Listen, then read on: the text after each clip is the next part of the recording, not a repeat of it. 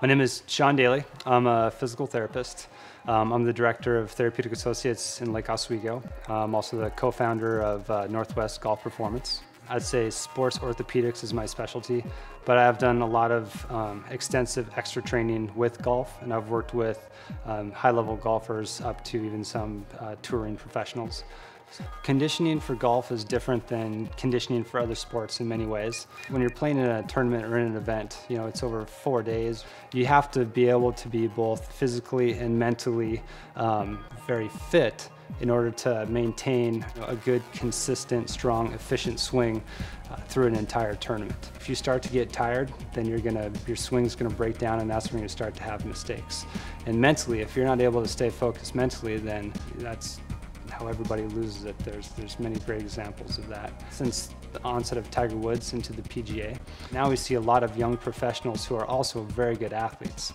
There's no longer the days of just, he gets picked on a lot, but the Shawn Daileys of the world who, are maybe a little bit overweight, don't really believe in any strength conditioning. Conditioning for golf now, there's many areas that you need to take into consideration.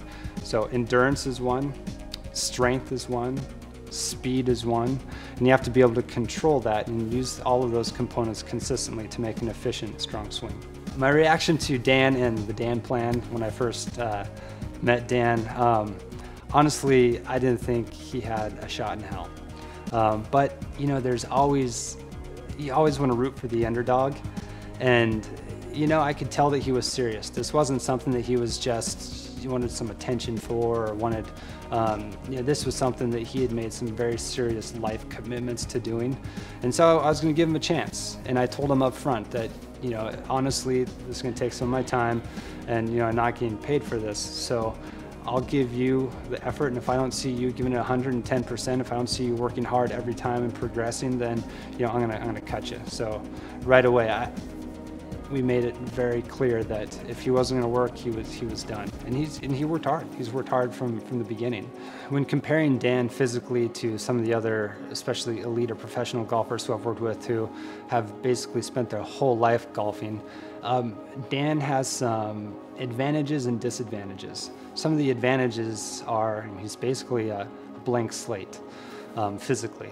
And so I've seen many golfers who have come and they've had years of pain and playing with pain and changing their swing around pain, and that's a challenge. There's a lot of kind of baggage to work with and work around that. So Dan has the advantage that physically he's a blank slate. We can develop a very efficient, strong swing for him. He's also at a great disadvantage too, because you'll have a lot of these golfers, especially professional golfers, who have played all their lives.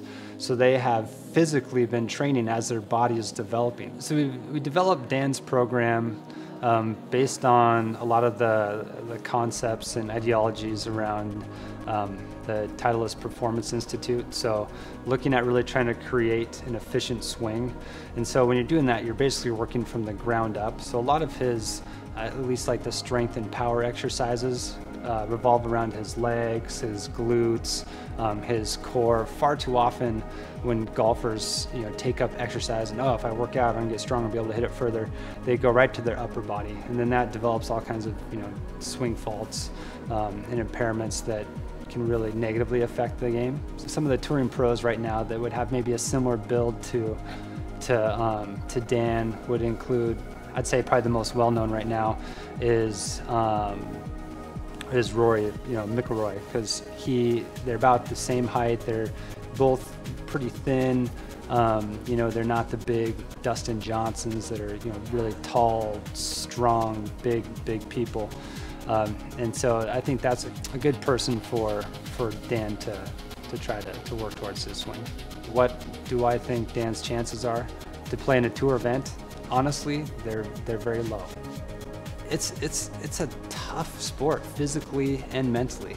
I have a lot of faith in Dan, but this is a very, very challenging task that he has decided to do. I think he has the chance to make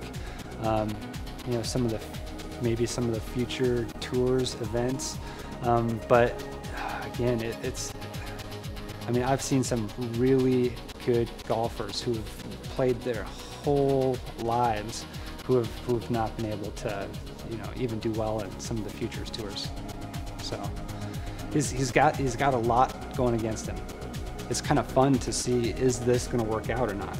You know, it's kind of I get my own glimpse of seeing, you know, is this something that has some validity? Because my initial reaction is, you know, there's no way in heck that just taking anybody that you can turn them into, you know, an elite athlete or an elite anything. Everybody loves an underdog story, and so I believe in Dan. I believe in his work ethic, and we're going to do everything we can to help him go as far as he can. Shipping's on. Fighting's a lot harder when your heart is exploding through your chest. All you can think about is how thirsty you are. Yeah, 2 in a row. Yeah. Good. Good job, Dan. That was a really good workout.